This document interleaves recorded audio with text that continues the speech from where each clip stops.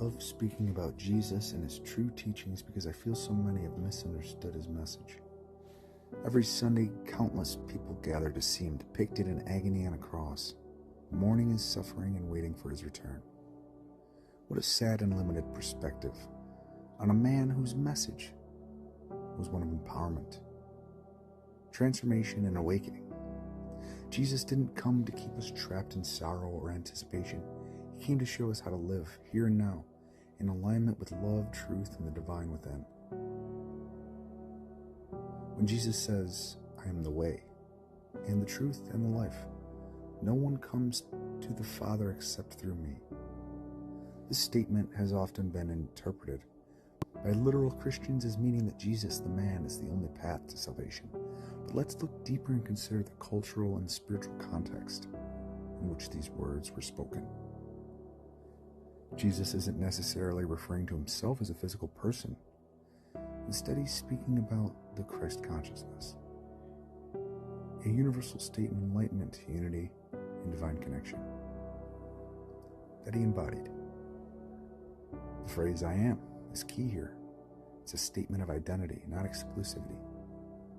In mystical traditions, "I am" represents the divine presence within all of us, the spark of creation that connects every living being to the source, or the Father. When Jesus says, "I am the way," he's pointing to a way of being, a life of love, compassion, truth, and alignment with these higher principles. The truth refers to the ultimate reality that transcends illusions, ego, and materialism. And the life speaks to the eternal nature of our being, the soul's journey that continues beyond this temporary, physical existence. "No one comes to the Father except through me" doesn't mean you must worship Jesus specifically to reach God. It means that by living in alignment with the Christ consciousness, by embodying truth, love, and unity, you naturally align with the divine. This isn't about dogma or religious labels. It's a state of being. He was showing us a blueprint for spiritual awakening, not creating a VIP gatekeeping system. The statement isn't about excluding anyone, it's about inviting everyone to awaken to their divine nature and live in harmony with it.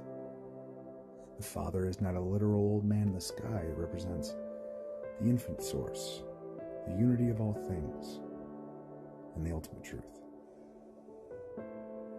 To fully understand Jesus' teachings, we must also consider his message of non-judgment and empowerment.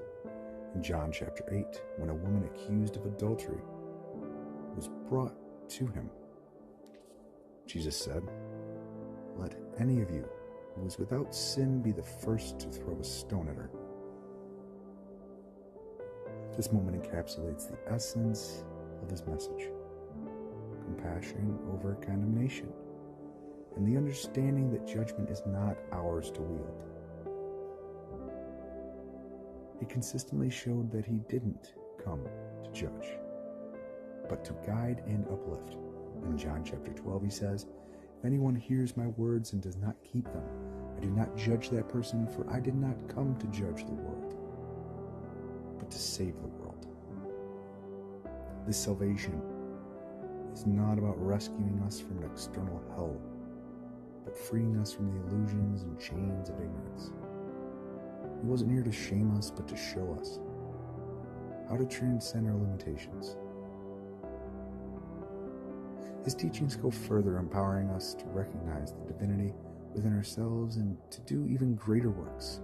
In John chapter 14, he declares, "Very truly I tell you, whoever believes in me will do the works I have been doing, and they will do even greater things than these." This is not a call to idolize him, but an invitation to realize our own potential. He believed in our capacity to embody the same love, truth, and connection to the divine, which he exemplified. Jesus wasn't building a religion, he was building a way of being. His mission was to ignite a fire within us, to seek truth, love deeply, and rise above judgment. He reminded us that we are all capable of living in alignment with the divine, not as passive followers, but as active participants in the unfolding of truth and light. This is evident in Luke chapter 12, where Jesus says, "I have come to bring fire on the earth, and how I wish it were already kindled." Do you think I came to bring peace on earth? No, I tell you, but division. At first glance, this might seem contradictory to the message of love and unity, but it speaks to the disruption of false peace, the breaking away of societal, religious, and spiritual complacency. Jesus was setting the stage for a radical transformation, challenging people to confront the truths they'd rather avoid, even if it caused discomfort or conflict. In John chapter 10, he reminds his audience of their divine potential. Quote, "Is it not written in your law, I have said you are gods?" End quote. Here he points to the universal truth that we are all sparks of the divine. He wasn't putting himself on a pedestal.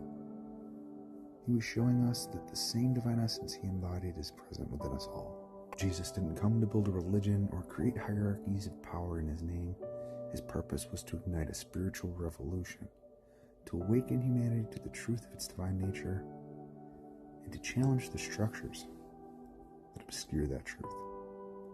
His teachings were about freeing us from illusions, not binding us with dogma. Jesus wasn't building walls, he was opening doors. He showed us that we could be more, do more, and live more aligned with the divine. By embracing his teachings not as rigid rules, but as a way of life, we step into the truth of who we are, divine beings with infinite potential. That's the way, the truth, and the life that leads to the Father, and it's within all of us.